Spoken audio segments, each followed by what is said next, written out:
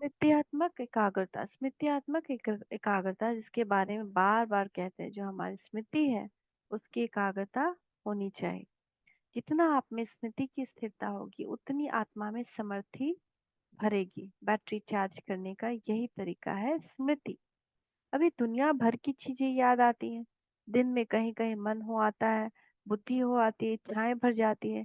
कहीं कहीं की किसी किसी की याद आती है, वो व्यक्ति था ना, वो और हम चौथी क्लास में इकट्ठा पढ़ते थे, वो अच्छा था, समझदार था।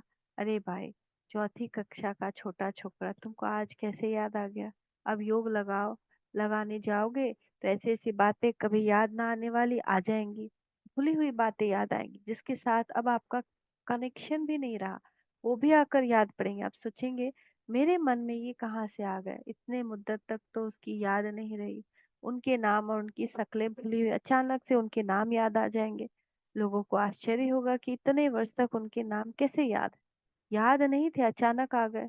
यह ऐसी तूफानी मन है। स्मृति ऐसी आते रहेगी, इसके लिए इसका अभ्यास करो। स्मृतियात्मक एकाग्रता हो। स्मृति एक बाबा की रहे, मैं ज्योतिर्बिंदु आत्मा हूँ, इस स्वरूप की स्मृति रहे, शिव बाबा का बच्चा हूँ, कहाँ से आए हूँ और मेरे जीवन का लक्ष्य है जो बाबा ने बताया है, वही स्मृति में रहे। गीता का जो सार है, नष्टो मोहा स्मृति लब्धा, मेरे मोह नष्ट हो गए और मुझे स्मृति आ गई कि मैं कौन हूँ। ये अंतिम लक्ष्य है, इसी का पेपर आना है। ये स्मृति बनी रहे, बाकी जो व्यर्थ स्मृति है, मन इधर उधर भागता है, वो समाप्त होनी चाहिए। यह है स्मृतियात्मक एकाग्रता।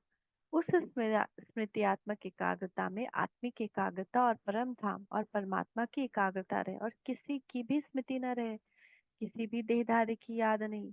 बाबा कहता है ये हड्डी मांस का जो पुतला है, इसकी भी याद नहीं। सब समाप्त होने वाले हैं, ये कर्मों का हिसाब किताब है, समाप्त होने वाले हैं। हम थोड़े दिन के मेहमान हैं इस दुनिया में, सब जाने वाले हैं। भक्ति मार्ग में भी कहते हैं यह दुनिया एक मुसाफिर खाना है, आखिर हमको यहाँ से चले जाना है ना। कहते हैं ना, मुसाफिर यारो, मुसाफिर किससे दिल लगाए, उसको तो यहाँ से जाना ही है। मुसाफिर खाने में कितनी भी अच्छी चीज है, उनको देखकर मुसाफिर क्या करेगा? क्योंकि उनको अपने साथ ले जाना तो है नहीं, वे यहीं की है। मुसाफिर को कहाँ जाना है यह पता रहता है।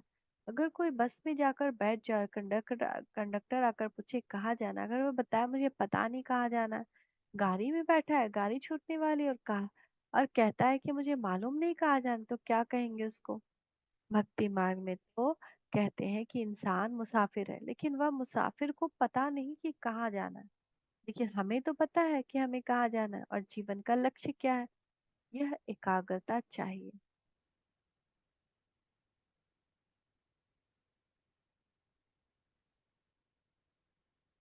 स्मृति शक्ति। उसके बाद आत्मा की और एक योग्यता है स्मृति शक्ति, अर्थात स्मरण शक्ति, जिसको अंग्रेजी में कहते हैं पावर ऑफ रिमेम्बरेंस। यह भी आत्मा की एक शक्ति है। कोई कहता है मेरी स्मरण शक्ति कमजोर हो गई। योग का दूसरा नाम ही है ईश्वरीय स्मृति। ईश्वरीय स्मृति में स्थित रहना ही योग है। अगर हमारी स्मृति शक्तिशाली नहीं है तो कई कारक आकर उसको काटेंगे। अगर हमारी स्मृति स्थिर नहीं होगी तो हमारा योग भी स्थिर नहीं होगा। उसका नतीजा यह होगा कि योग हमारा शक्तिशाली नहीं होगा। इसमें दो बातों का हमें ध्यान रखना है। अतीत में हमारे जो कड़वे अनुभव हैं, किसी व्यक्ति विशेष से, किसी परिस्थिति विशेष से, जीवन की किसी घटना विशेष से, वे हमारी स्मृति में रहे तो जैसे भोजन में कंकड़ आ जाए तो वो भोजन किस तरह हो जाता है, वैसे ही हो जाता है।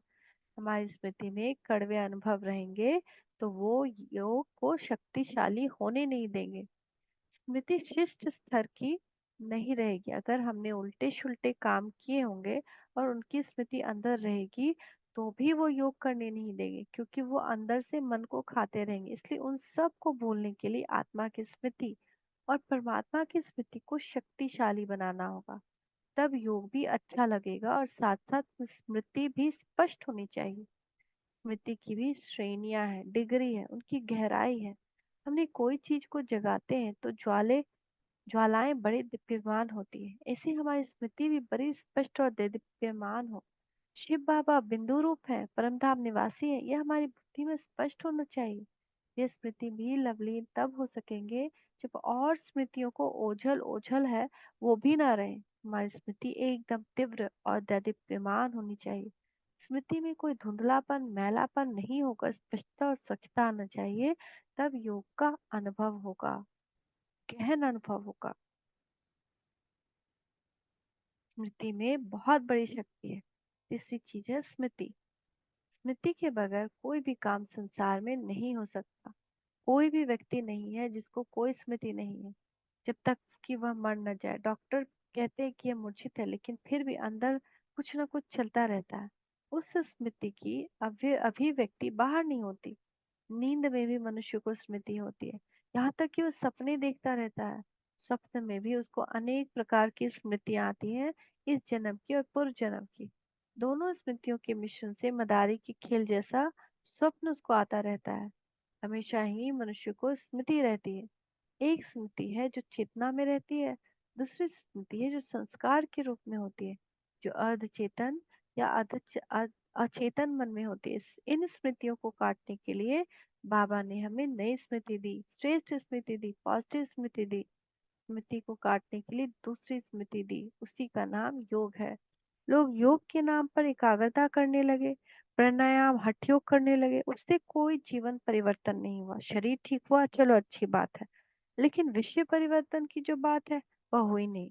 उससे न अच्छे विचार मिले, न अच्छी स्मृति मिली। बाबा ने हमें यह चीज दी कि स्मृति में स्थित रहना ही योग है। योग की कितनी ही किताबें उठाकर आप देख लीजिए, किसी ने नहीं कहा है कि स्मृति में स्थित रहना ही योग है। बाबा ने योग की जो व्याख्या दी है यह दुनिया में अनुपम है, बेमिसाल है। स्मृति में इतनी बड़ी शक्ति है कि संसार में क्रांति ला सकती है।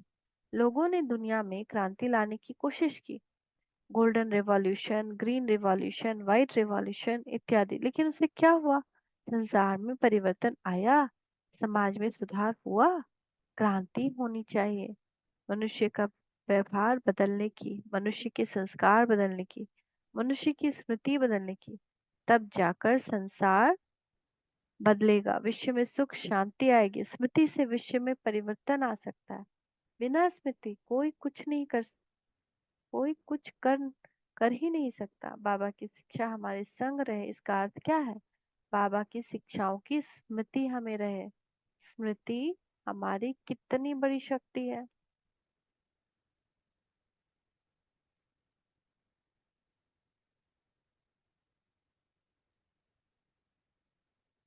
आगे क्या, आगे कल पढ़ते हैं। संस्कार बदलने की अमोघ शक्ति स्मृति। स्मृति